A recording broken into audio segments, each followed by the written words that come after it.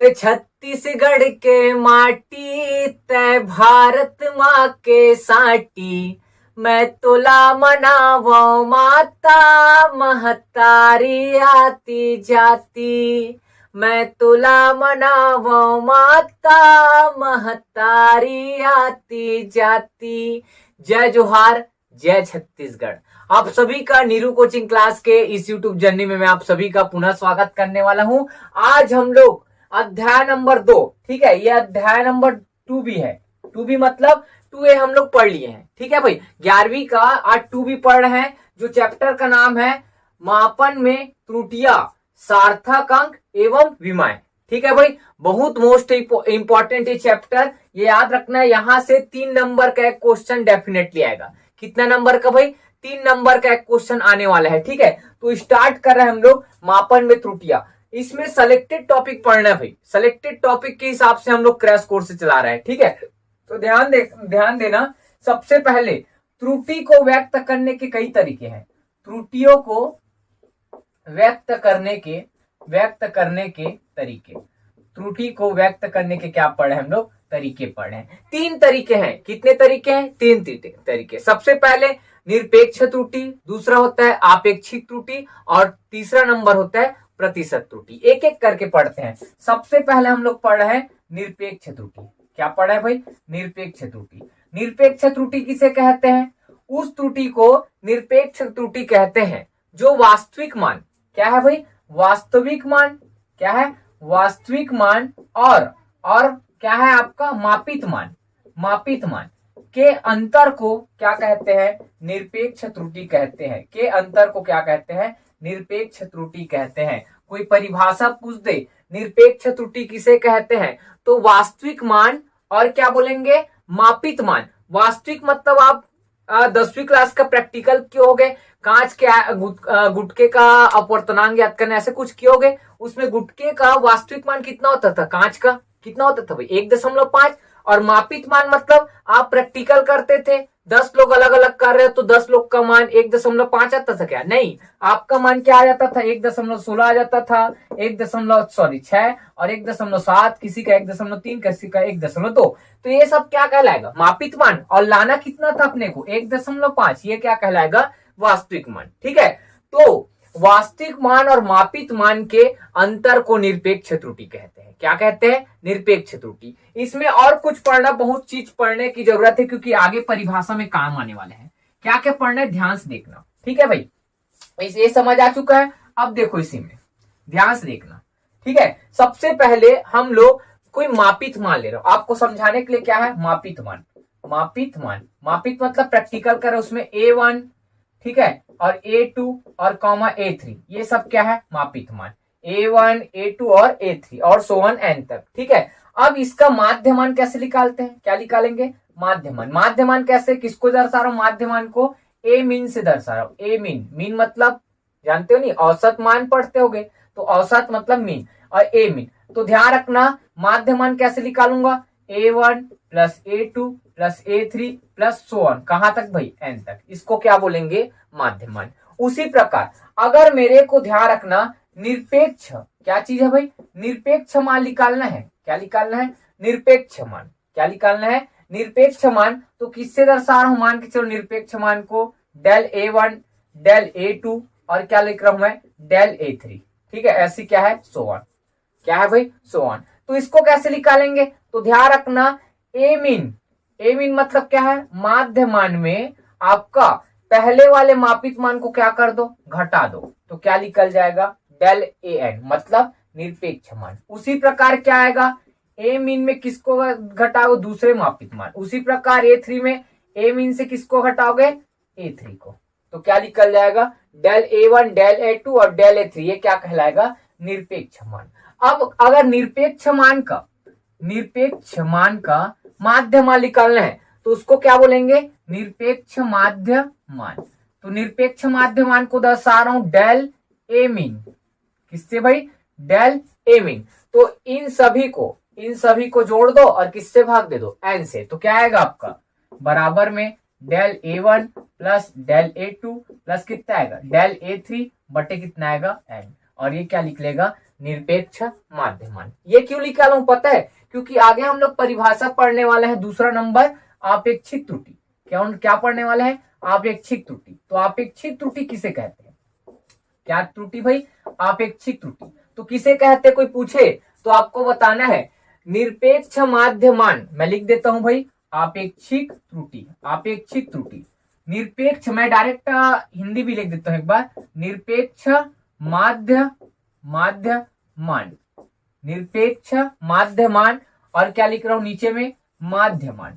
माध्यमान के अनुपात को आपेक्षिक त्रुटि कहते हैं। और इसको अगर गणित में लिखे तो निरपेक्ष माध्यमान को किससे दर्शाया हूं मैं? डेल ए मीन, ठीक। और माध्यमान को किससे दर्शाया हूं भाई? माध्यमान को क्या लिखा हूं मैं? ए मीन। क्या आएगा यहाँ पास? ए मीन। क्या आएगा? ए मीन। इसको क्या बोलेंगे? आपेक्षिक त्रुटि। ठीक, सबको समझ आ रहा है भाई? आपेक्षिक त्रुटि किसे कहते हैं? निरपेक्ष माध्यमान और माध्यमान के अनुपात को आपेक्षिक त्रुटि कहते हैं। तीसरा नंबर पढ़ते हैं। ठीक, तीसरा नंबर क्या है आपका? प्रतिशत त्रुटि। आप सुने भी होंगे, प्रतिशत त्रुटि आप सुन के आओगे भाई। ठीक है, कैसे नहीं सुने हो भाई? छोटे क्लास पढ़े होगे। तो तीसरा नंबर है आपका प्रतिशत। प्रतिशत कौन सा त्रुटि भाई? प्रतिशत त्रुटि। ठीक है, तो क्या होता है? आपेक्षिक त्रुटि को प्रतिशत में बदल दे।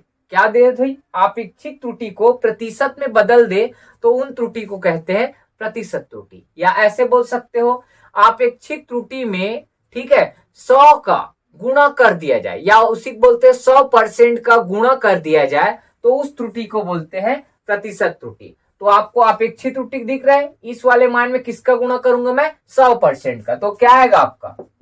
डेल ए मीन बटे क्या है भाई? ए मीन, और गुणित कितना आएगा?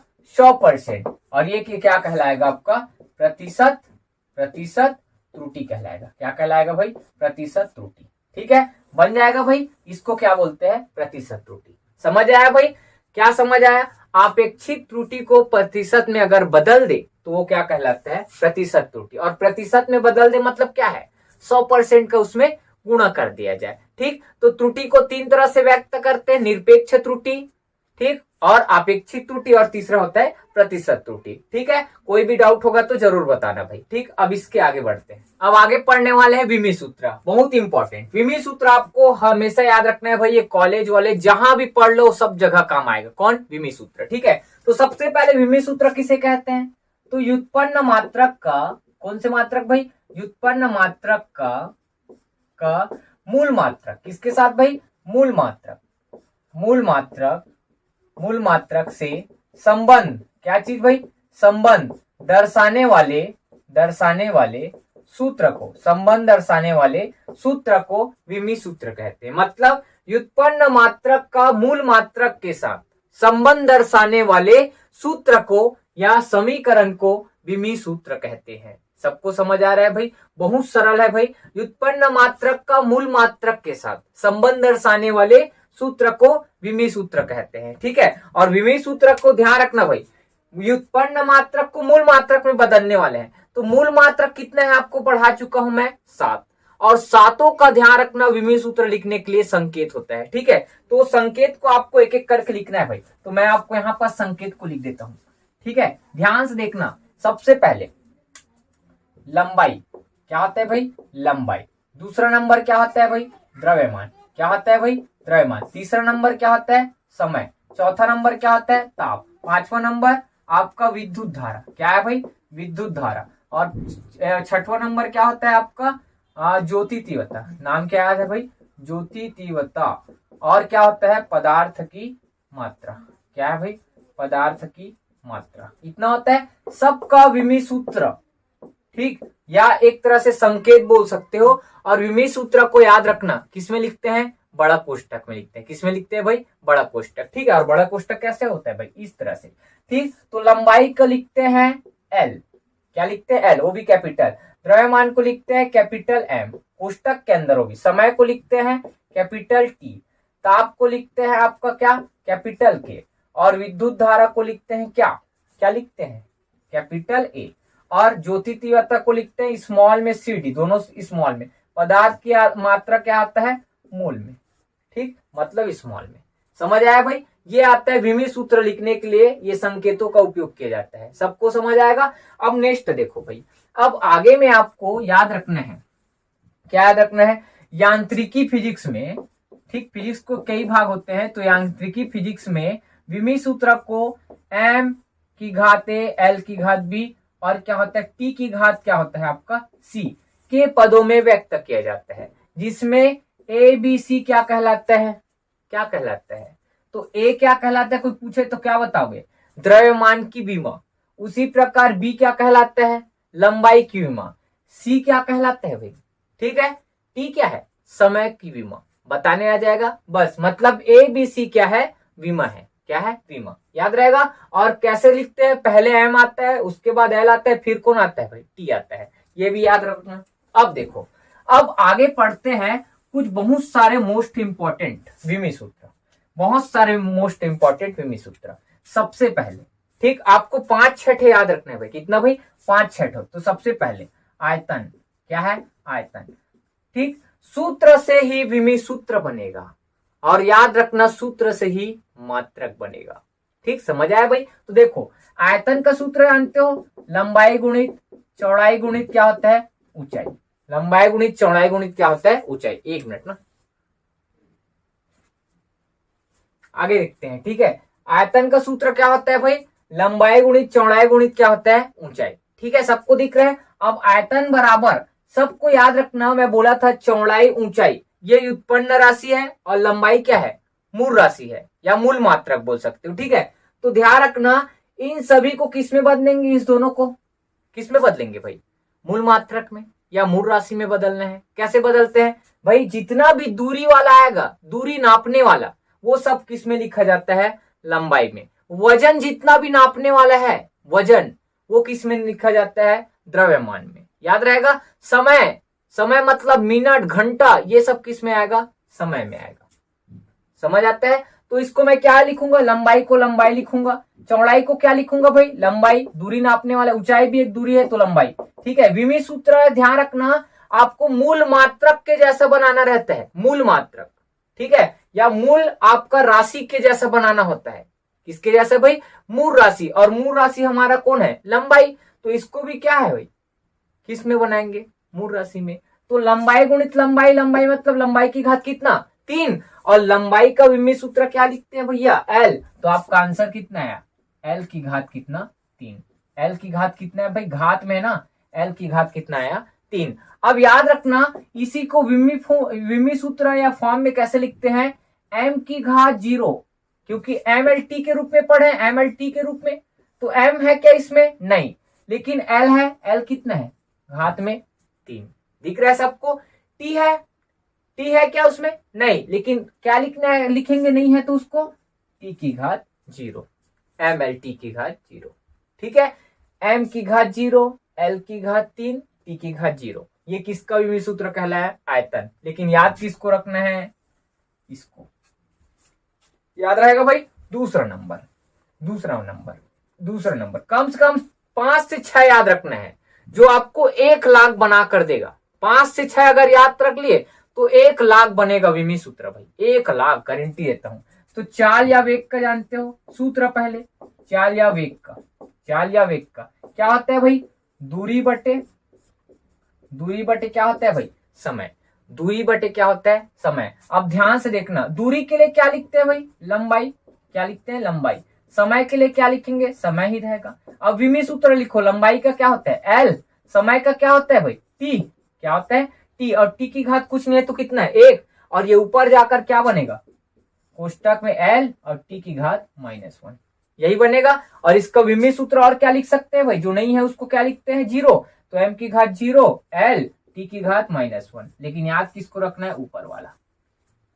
ठीक, याद रहेगा? कम से कम 5-6 याद रखना है। उसी प्रकार नेक्स्ट याद रखना अपन तीसरा नंबर। कौन से नंबर का भाई? तीसरा नंबर। ठीक है, यही पास बता रहा हूं, तीसरा नंबर। कौन से नंबर भाई? तीसरा नंबर। तीसरा नंबर आपको याद रखना त्वरण। क्या याद रखना? त्वरण। त्वरण क्या होता है? वेग में परिवर्तन, वेग में परिवर्तन बटे क्या आता है भाई? समय अंतराल। वेग में परिवर्तन बटे समय अंतराल। वेग में परिवर्तन किसमें परिवर्तन? वेग में। तो वेग का विमीय सूत्र जानते हैं, क्या होता है? एल टी की घात -1 और बटे समय का क्या होता है? टी होता है, जानते हैं सर। एल एक ही बार है, टी की घात -1 और नीचे टी की घात 1, ये ऊपर जाकर क्या बनेगा? टी की घात -1 और क्या बनेगा भाई? प्लस की माइनस, माइनस की प्लस भाई। नीचे में ध्यान रखना 1 है, ऊपर जाकर बनेगा माइनस, तो आपका टी की घात कितना? -2। तो यहाँ पर टी की घात कितना आएगा? -2। समझ आया भाई? इसको विमीय फॉर्म में लिखेंगे। किस फॉर्म में लिखेंगे? विमीय फॉर्म में। तो आंसर क्या आएगा बताओ? विमीय फॉर्म में लिखोगे तो क्या आएगा? m की घात 0 l t की घात -2। कितना हुआ? 3। चौथा नंबर याद रखना, बल या कार्य। तो आप बल पहले याद रखना। बल का सूत्र जानते हो? द्रव्यमान गुणित क्या होता है? त्वरण। कहां से आता है? कई बार पढ़े हो 9वीं क्लास में, F बराबर ma सूत्र होता है भाई। ठीक है, द्रव्यमान के लिए क्या लिखेंगे? m गुणित त्वरण के लिए क्या लिखेंगे? याद किसको रखना है? ऊपर वाला, जो 0 वाला है उसको याद मत रखना, ऊपर वाला क्या आएगा? तो एल टी की घात -2 याद रहेगा। इसको हल करो, m आएगा l और t की घात -2, ये इसका आंसर। उसी प्रकार एक लास्ट नंबर है आपका, क्या लास्ट नंबर है आपका? कार्य। किसको याद रखना भाई? कार्य। 5वां नंबर कार्य का सूत्र पढ़े होगे भाई। W बराबर कितना होता है? Fs, मतलब बल गुणित विस्थापन। बल गुणित क्या होता है मेरे प्यारे साथियों? विस्थापन। ठीक है, कार्य का विमीय सूत्र लिखा है, बल का विमीय सूत्र जानते हैं, ml की घात -2 अब भी निकाले है। विस्थापन के लिए क्या लिखेंगे? L, लंबाई है तो भाई L, ठीक, और बल का यहां से निकाले है। ठीक है, दोनों हल कर लो भाई। m है क्या? डबल टी बल नहीं है, एक ही बार m। l की घात 1 है, l की घात 1 है। आधार को एक बार लिखते हैं और घात आपस में जुड़ जाते हैं। तो l को कितना बार लिखूंगा? एक बार। 1 और 1 कितना होगा? 2 और t की घात -2। ये किसका आएगा? कार्य का। ठीक है, किसका आएगा भाई? कार्य का। याद रखना, आपको सूत्र से ही मात्रक निकाला जाता है। सूत्र से क्या निकाला जाता है? मात्रक। जैसे आपको मैं बता देता हूं, आयतन क्या है? आयतन का मात्रक पूछ दे मीटर में तो क्या आएगा? तो सबसे पहले लंबाई गुणित क्या लिखते हैं? लंबाई गुणित लंबाई। चौड़ाई और ऊंचाई को लंबाई में बदल दिए थे, तो लंबाई की घात कितना होता? 3। तो लंबाई के लिए मात्रक क्या होता है? SI में मात्रक। ठीक, विमीय सूत्र नहीं पूछ रहा हूं, मात्रक पूछ रहा हूं। तो क्या होता है? मीटर, और घात में कितना आएगा? 3। तो आयतन का मात्रक क्या होता है? मीटर की घात 3। अगर आपको मैं वेग का पूछूं, वेग का मात्रक बताओ करके, तो ऊपर में क्या आता है? दूरी, और नीचे क्या आता है भाई? समय। ठीक, दूरी को क्या लिखते हो भाई? लंबाई, और नीचे क्या आएगा? समय। ठीक, दूरी और लंबाई दोनों एक ही है, इसी कारण दूरी को क्या कर दिए? लंबाई कर दिए। ठीक है, लंबाई का मात्रक मीटर, क्या आएगा? मीटर। समय का मात्रक सेकंड, क्या आएगा? सेकंड। इसी क्या लिखते हैं हम लोग? मीटर प्रति सेकंड। क्या लिखते हैं भाई? मीटर प्रति सेकंड। ठीक है, तो मेरे ख्याल से आपको मात्रक निकालने आना चाहिए। मैं आपको 1-2 एग्जाम्पल बता दी हूं, आपके टीचरों ने आपको मात्रक निकालना सिखाया होगा। ठीक, जहां तक मुझे उम्मीद है। मैं आपको रिवीजन करा रहा हूं भाई। क्रैश कोर्स मतलब क्या होता है? ऐसे टॉपिक जो आपके टीचर से भी छूट गया होगा या आप समझे नहीं हो, उसको मेरे द्वारा समझ लो। ठीक है भाई, तो इस तरह से हम लोग आगे बढ़ते हैं। ठीक, तो आप इसको स्क्रीनशॉट ले सकते हैं। अब पढ़ने वाले हैं हम लोग विमीय विश्लेषण के अनुप्रयोग, मतलब जो विमीय सूत्र है उसका उपयोग कहां कहां होता है। ठीक है, सबसे पहले विमीय विश्लेषण के अनुप्रयोग। आपके बुक में याद रखना, एक डिब्बा दिया होगा, उसमें बहुत सारे विमीय सूत्र दिए हैं, वो सबका विमीय सूत्र आपको निकालने आना चाहिए भाई। मात्र 6 ठो से आप उसको निकाल सकते हो, 1 लाख से ज्यादा भी विमीय सूत्र बना सकते हो आप। ठीक है, तो सबसे पहले पहला अनुप्रयोग, विमीय विश्लेषण के अनुप्रयोग मतलब भौतिक समीकरण के शुद्धता की जांच करना। किसकी जांच करना भाई? शुद्धता की जांच करना। मतलब फिजिक्स में कोई भी समीकरण है, क्या है? कोई समीकरण है, वो सत्य है कि असत्य है, वो कैसे पता करेंगे? ठीक, जैसे आपको मैं अपना नाम लिख देता, नीरू बराबर लोधी। नीरू बराबर क्या है? लोधी। तो क्या कोई समीकरण है भाई फिजिक्स का? नहीं है ना। तो इसको ध्यान रखना, कोई समीकरण है कि नहीं, इसको सिद्ध करने के लिए या शुद्धता की जांच करने के लिए विमीय सूत्र लगाया गया। और विमीय सूत्र की सहायता से यह ज्ञात किया जा सकता है, अगर कोई समीकरण है उसके लेफ्ट हैंड साइड, ये राइट हैंड साइड बोल रहा हूं समझाने के लिए, और ये क्या है? लेफ्ट हैंड साइड, अगर दोनों के आपस में मान बराबर हैं तो याद रखना वो समीकरण क्या है, शुद्ध है। या ऐसे भी बोल सकते हो, कोई भी भौतिक समीकरण के लेफ्ट और राइट के, उसी को बोलते हैं दोनों पक्षों के प्रत्येक पद की विमा समान हो तो समीकरण क्या कहलाता है, शुद्ध कहलाता है। एक क्वेश्चन 3 नंबर में आएगा बाबू, लाओ लिख के ले लो, ठीक है। तो एक आध एग्जाम्पल अपन भी प्रैक्टिस कराते हैं, 2 एग्जाम्पल प्रैक्टिस कराऊंगा और 2-3 ठो होमवर्क दे दूंगा, ठीक है। तो पहला एग्जाम्पल क्या है, ठीक है। तो सबसे पहले आपको गति का द्वितीय समीकरण पढ़े हो भाई, गति का समीकरण कौन सा समीकरण भाई, सेकंड वाला, दूसरा नंबर, ठीक है। क्या होता है, एस बराबर यू टी प्लस कितना होता है भाई, ए टी स्क्वायर, यही होता है। इधर वाले अब हाथ के हिसाब से इधर राइट हो गए, इधर लेफ्ट, तो ध्यान रखना लेफ्ट हैंड साइड को है एस, तो आपको जहां करके भी लिख देता हूं ना, जहां एस क्या है, विस्थापन, क्या कहलाता है भाई, विस्थापन। यू क्या कहलाता है भाई, प्रारंभिक वेग, आगे पढ़ेंगे, ठीक है। टी क्या कहलाता है आपका समय, और ए क्या कहलाता है आपका त्वरण, क्या कहलाता है, त्वरण, ठीक है। सबको दिख रहा है। अब ध्यान रखना लेफ्ट हैंड साइड और एक है आपका राइट हैंड साइड।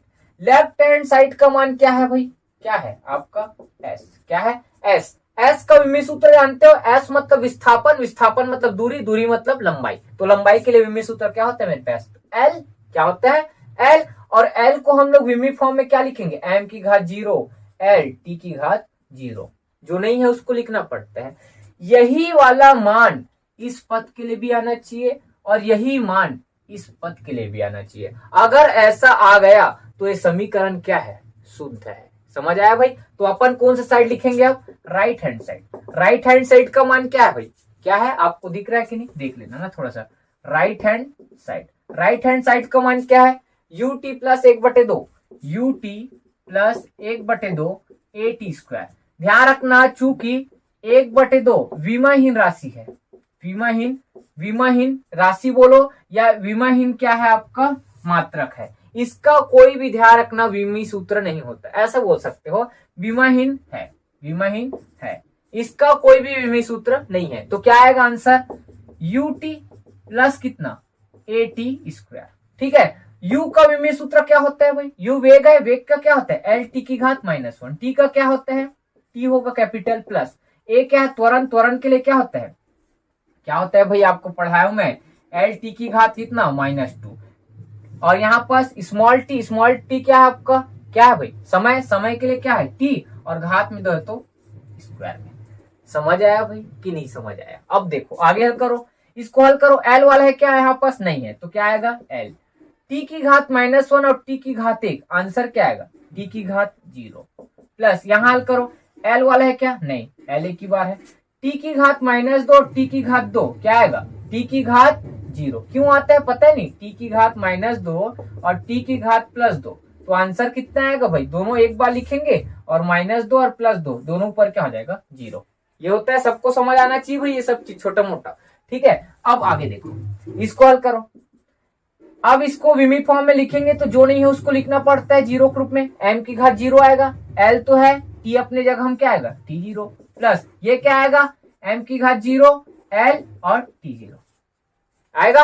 अब देखो प्रत्येक पद s का मान ये आ रहा है, ut का मान जो s वाले का आया था वही आया था, 1/2 AT स्क्वायर का s वाले का वही आया था। देखो ये दोनों मान मतलब 3 पद है एस यू टी, और ये तीनों पद के विमीय सूत्र का मान क्या होना चाहिए भाई, एक समान आता है, तो ये भौतिक समीकरण क्या है, शुद्ध है। समझ आया भाई। आपको लास्ट में लिखना दिया गया समीकरण क्या है, शुद्ध है, इतना लिखना आ जाएगा बस। दूसरा एग्जाम्पल और करा देता हूं, एक बेहतरीन क्वेश्चन, ठीक है। दूसरा एग्जाम्पल तो और सरल है भाई, आप बना सकते हो उसको, दूसरा एग्जाम्पल आप बना लेना, ठीक है। कैसे बनाना है मैं बता रहा हूं, देखो एग्जाम्पल नंबर 2, दूसरा नंबर, t बराबर होता है k लिखो या 2π लिखो, दोनों का मतलब एक है, ठीक। k क्या है, एक विमाहीन राशि है, और k का, ठीक है, आगे आप पढ़े होगे कभी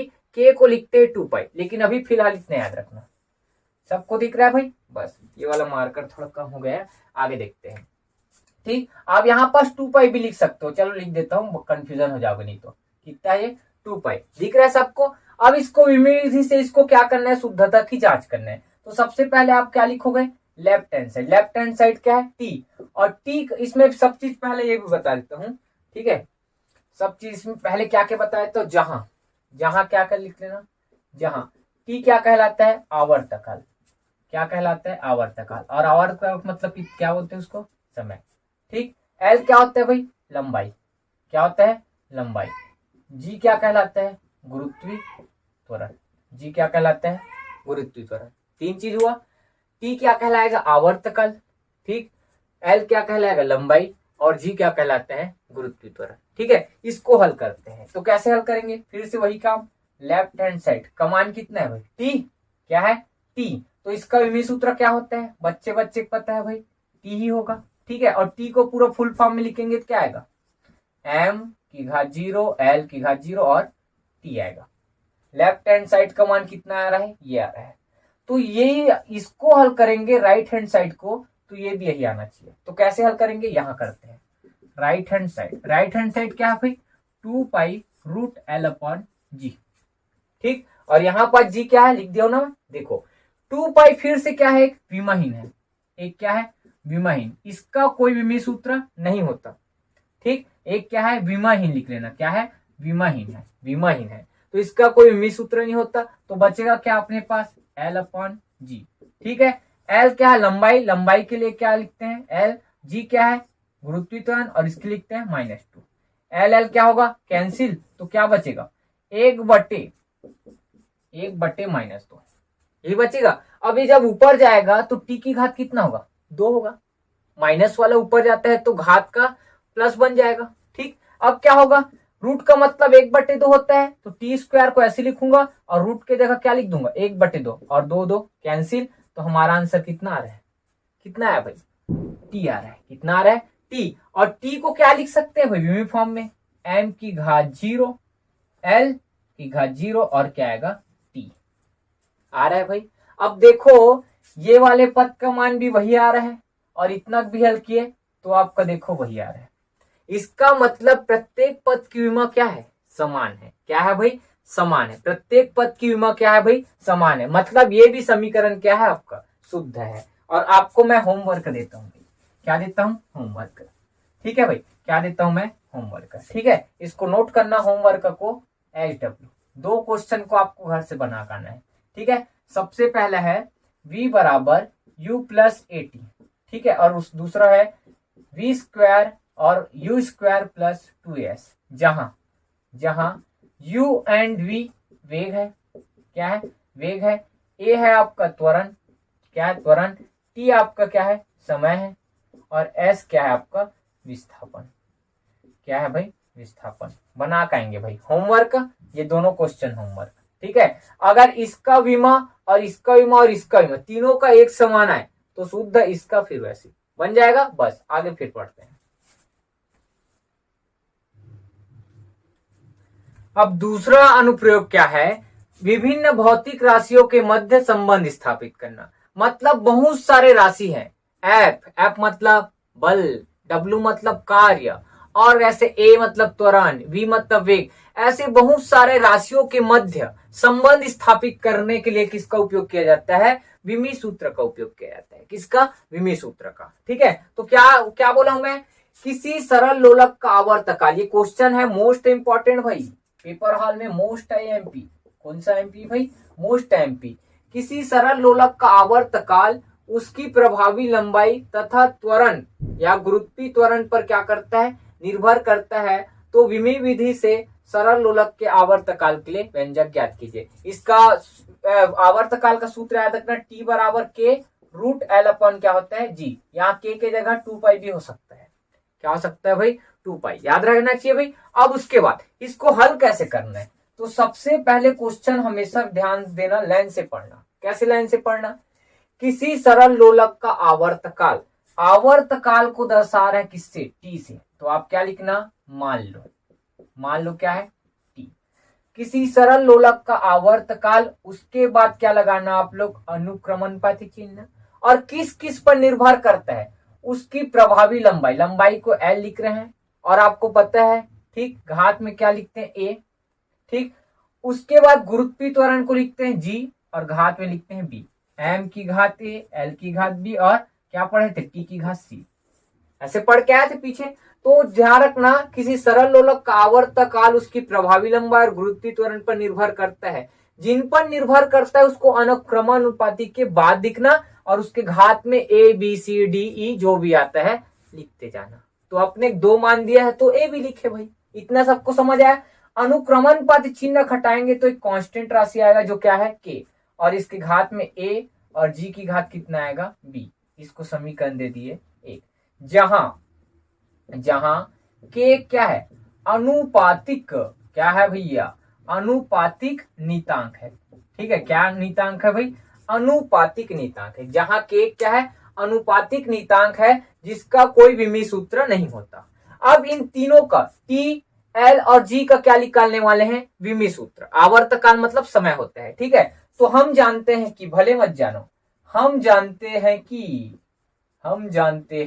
क्या जानते हो क्या जानते हो बालक, t क्या है समय, और समय का विमीय सूत्र क्या होगा कैपिटल T, सबको पता है। उसी प्रकार k कितनी होता है l का क्या है भाई, l क्या है लंबाई, और लंबाई के लिए क्या लिखते हैं भाई, क्या लिखते हैं मेरे प्यारे साथियों l।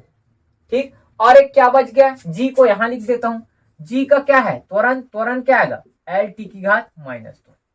सबको समझ आया भाई। उसके बाद अब क्या करेंगे इन तीनों को T L और एक क्या है G, इन तीनों का मान समीकरण किस में रख देना 1 में। तो आप यहां पास हिंदी में लिखोगे क्या समीकरण 1 में क्या करने पर मान रखने पर, समीकरण 1 में क्या करने पर भाई मान रखने पर, समीकरण 1 में मान रखने पर। तो क्या आएगा T का मान क्या आएगा T ही आएगा। तो क्या लिखूंगा मैं T बराबर। ठीक, K का नहीं होता है L का क्या होगा भाई L ही आएगा, लेकिन घात में क्या है भाई A चल रहा है याद रखना। ठीक, G का क्या होता है अभी पढ़ाया था l t की घात -2 और बाहर में कितना आएगा b। ठीक, इसको विमीय सूत्रक फॉर्म में क्या लिख सकते हो, चलो बताओ क्या लिख सकते हो, कौन बताएगा। ठीक, तो अभी एक काम करो और सरल कर लो, t होगा ये क्या होगा गुणा होगा तो l की घात a होगा।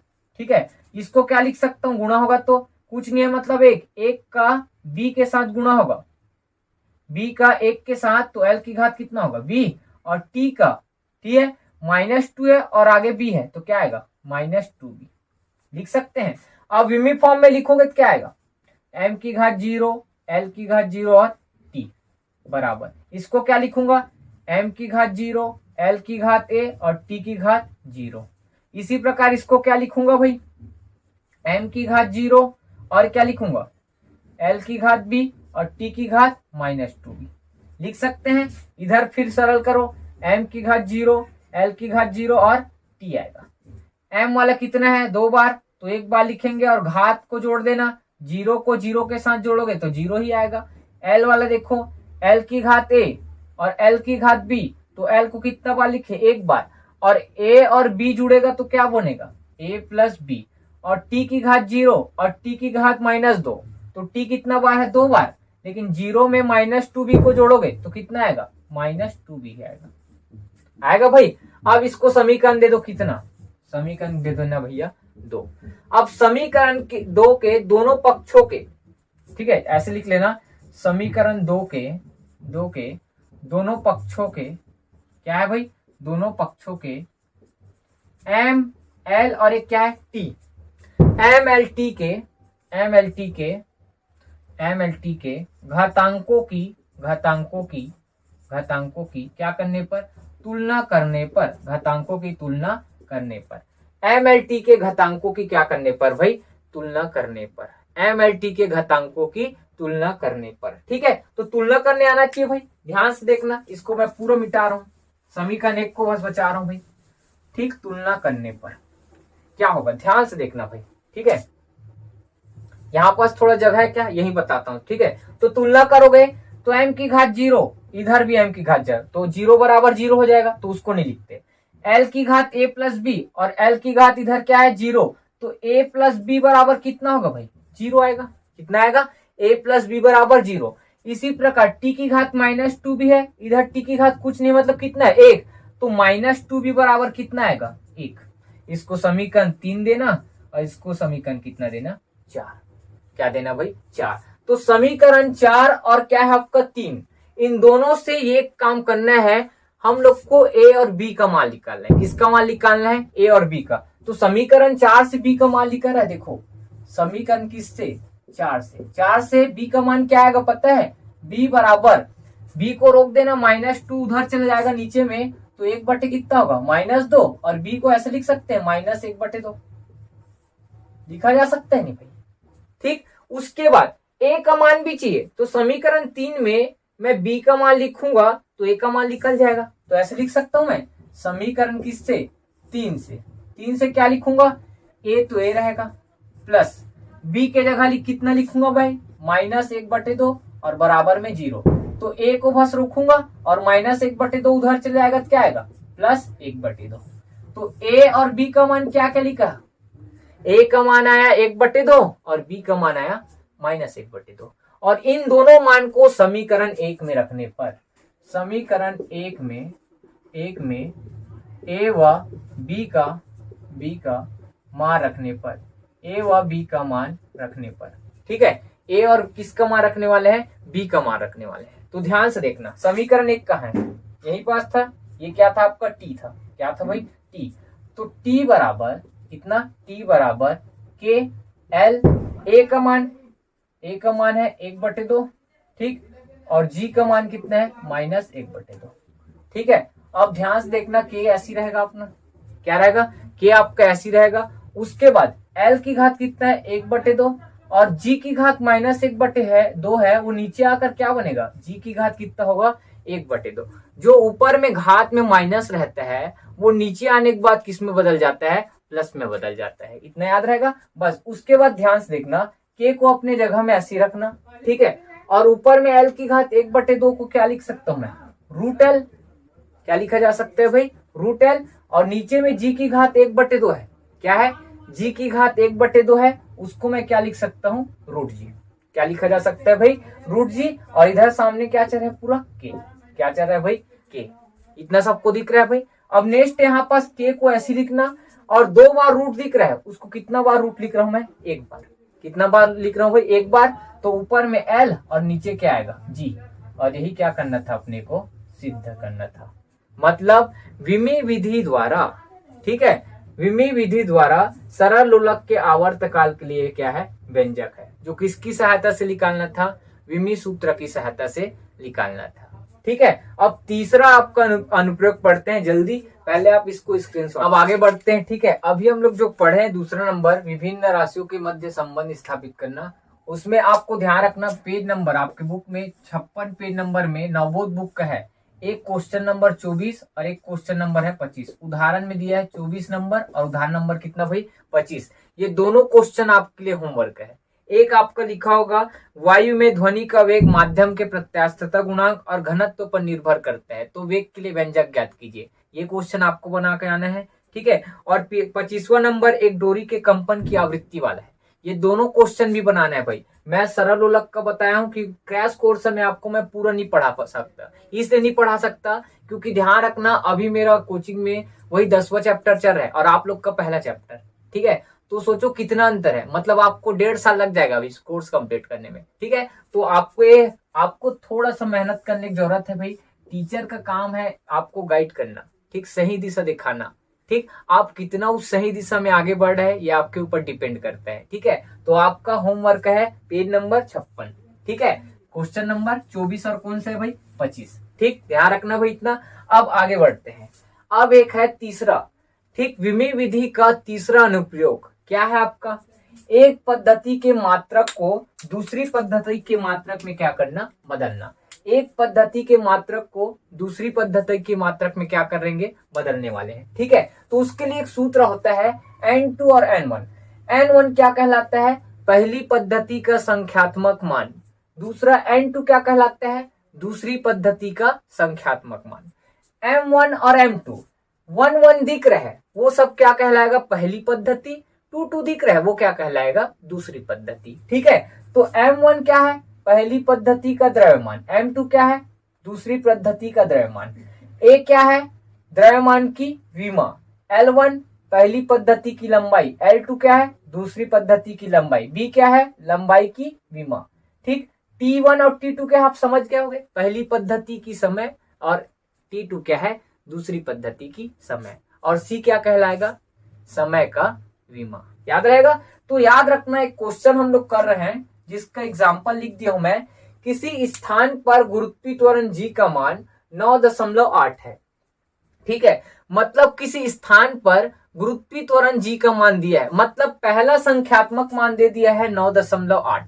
ठीक है, अब क्या बोला जा रहा है क्वेश्चन, अब यहां पर कंडीशन दिया जा रहा है। ये क्या है, कंडीशन, यदि लंबाई का मात्रक, दूसरी पद्धति के लिए बताया जा रहा है। ठीक है, यदि लंबाई का मात्रक क्या लिया जाए, किलोमीटर है, ये किमी ऐसे लिखा है नहीं, तो ये क्या है, किलोमीटर है, तथा समय का मात्रक क्या है, मिनट है।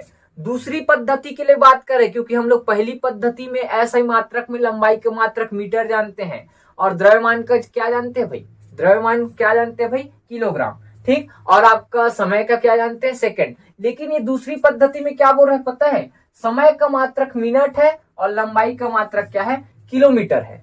तब की कंडीशन में आपको इसको क्या करना है, बदल के दिखाना है। तो कैसे है भाई, सबसे पहले हल करने के लिए आपको याद रखना, हल लिखेंगे, क्या लिखेंगे, हल, क्या लिखेंगे, हल। और ऐसे क्वेश्चनों में जो दिया है क्या निकालना है, जी का मान बताओ बोला है, तो सबसे पहले जो दिया है उसको लिखते हैं। किसका मान दिया है, 9.8 किसका मान है, याद रखना n1 का मान है। तो n1 का मान कितना है, 9.8 मीटर प्रति सेकेंड स्क्वायर। ठीक है सबको। इसके बाद जो मान निकालना रहता है, किसका मान निकालना है, जी का मान, और जी क्या है, गुरुत्वीय त्वरण, तो आपको उसका क्या लिखना रहता है, विमी सूत्र।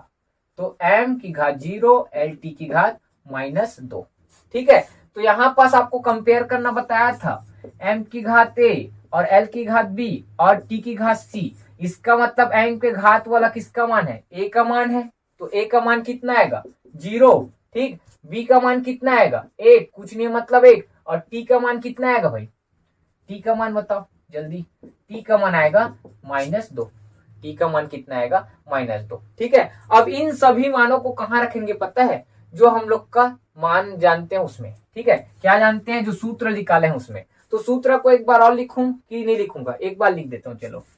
n2 बराबर n1, और नीचे m1 बटे m2, और ऊपर में क्या आएगा a, और फिर क्या आएगा l1 बटे l2, ऊपर में क्या आएगा b, क्या आएगा भाई b, और थर्ड नंबर क्या आएगा, थर्ड नंबर आएगा t1 बटे t2, और घात में आएगा c, क्या है भाई c। दिखाई दे रहा है सबको। अब नेक्स्ट n2 बराबर n1 का मान कितना है, 9.8, m1 बटे m2 का मान कुछ जानते हैं क्या, नहीं, अभी ऐसे लिखो, और नीचे क्या आएगा m2, घात में a का मान कितना है, 0।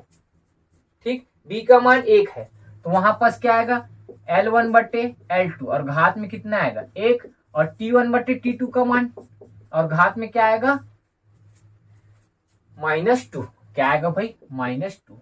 ठीक है सबको। ठीक है, अगर थोड़ा सा नहीं दिखाई देगा तो बताना भाई। ठीक है, ऊपर अगर कट रहा होगा तो ये ऊपर में जो अगर कटा है, ये अगर आपको कटा हुआ नजर आ रहा होगा, तो ये मात्र यही सूत्रक लिखा हूं भाई, क्या है, यही सूत्रक लिखा हूं। ठीक है, और a के जगह और b के जगह और c के जगह सिर्फ नीचे वाला मान को मैं देखा हूं। ठीक है भाई, अब आगे देखते हैं, ध्यान से देखना। n2 बराबर 9 क्या है 8। अब m1 बटे m2 के घात में 0 है, तो आप घातांक का सूत्र पढ़े होंगे, कोई भी संख्या के घात में अगर 0 है तो उसका मान हमेशा कितना होता है, 1 हो जाता है। क्या हो जाता है भाई, 1। तो इसका मतलब क्या है, m1 बटे m2 के घात में 0, इसका मतलब इस पूरे का मान कितना हो गया है, 1 हो गया है। तो क्या बचेगा, l1 बटे l2 और घात में कितना 1, और इधर क्या आएगा t1 बटे t2 और घात में कितना है -2। इसको समीकरण देना कितना, 2। क्या दे देना भाई, 2, या आप चाहो तो 1 भी दे सकते हो, ऐसा कोई बात नहीं है। क्या दे देना, 1। ठीक, अब L1 बटे L2 का मान निकालते हैं। L1 बटे L2 का मान कैसे निकालेंगे, L1 क्या होता है, पहली पद्धति में लंबाई होता है, L2 क्या होता है, दूसरी पद्धति में लंबाई। अपने को क्वेश्चन में बोला गया है, यहां से यदि से क्या है, दूसरी पद्धति का बात किया जा रहा है, यदि लंबाई का मात्रक क्या हो, किलोमीटर हो, तो पहली पद्धति में लंबाई का मात्रक जानते हैं मीटर होता है, और दूसरी पद्धति में क्या बोला जा रहा है, किलोमीटर होता है। क्या होता है भाई, किलोमीटर। समझ आ रहा है। तो मैं आपको सुविधा के लिए इसको एक एक लिख सकता हूं, कुछ नहीं है, मतलब क्या है, एक है, जाहिर सी बात है। तो हम लोग को दूसरी पद्धति में जो किलोमीटर है उसको पहली पद्धति में बदलना है। क्या इसमें बदलना है भाई? पहली पद्धति में तो क्या लिखूंगा, 1 मीटर तो 1 मीटर ही कहलाएगा, लेकिन 1 किलोमीटर को मैं क्या लिख सकता हूँ, 1000 मीटर लिखा जा सकता है कि नहीं लिखा जा सकता?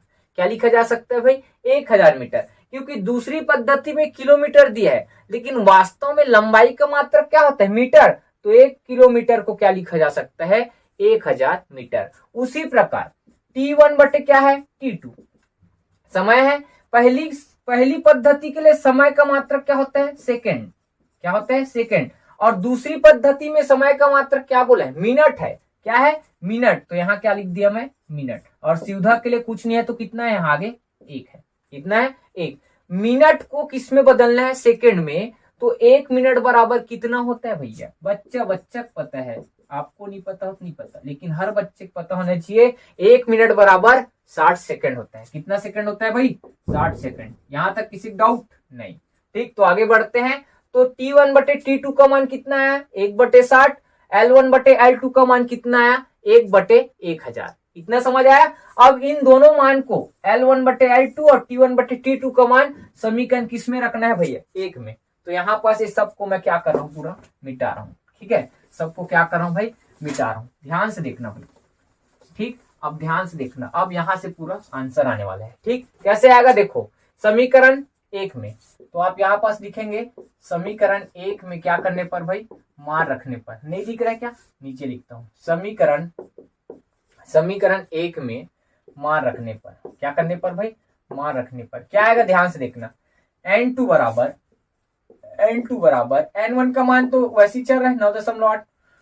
फिर क्या आएगा, L1 बटे L2 का मान कितना है, 1/1000।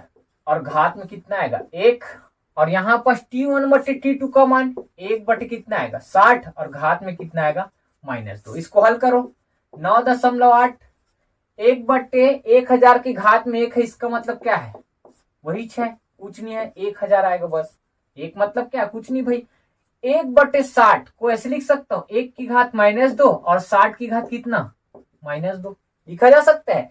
और 1 की घात -2 क्या आएगा, 1 ही आता है भैया। बच्चे को पता होना चाहिए। 1 के घात में अगर 1000 भी होगा तो फिर भी कितना आएगा, 1 आएगा। कुछ भी रहा है, प्लस माइनस कुछ भी रहा है, 1 ही आएगा। ठीक है, अब इसको हल करो, 9.8 गुणित 1 बटे कितना आएगा, 1000 गुणित 60 की घात -2, ऊपर जाकर क्या बनेगा, 60 की घात 2। फिर हल करो, 9.8 गुणित 1 बटे कितना आएगा, 1000 गुणित 60 की घात वर्ग, या 60 का 2 बार गुणा मतलब ना 60 गुणित 60। तो इसका आंसर कितना आएगा, मेरे क्या याद है, 3600।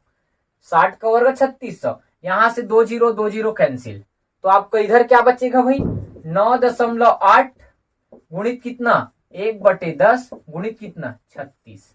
समझ आया भाई? इसको और हल करना है तो यहीं पास और बता दूं क्या भाई, यहां से दशमलव हटाओ भाई, दशमलव है, दशमलव के बाद 1 अंक है तो ये क्या बनेगा, 98। और दशमलव के बाद 1 अंक है तो नीचे बन जाएगा 10, बन जाएगा। अब इस तीनों को काट लो या गुणा कर लो या भाग कर लो, जैसे करना है ऐसे कर लो। इसका आंसर आपको निकालना है और मैं डायरेक्ट लिख रहा हूं, कितना होता है, 37 पॉइंट कितना 5। यही आना चाहिए, आपकी बुक में होगा 37.5 आना चाहिए, या 35 होगा ना, थोड़ा सा मिसप्रिंट हो सकता है मेरे से। 35 पॉइंट क्या है, 3।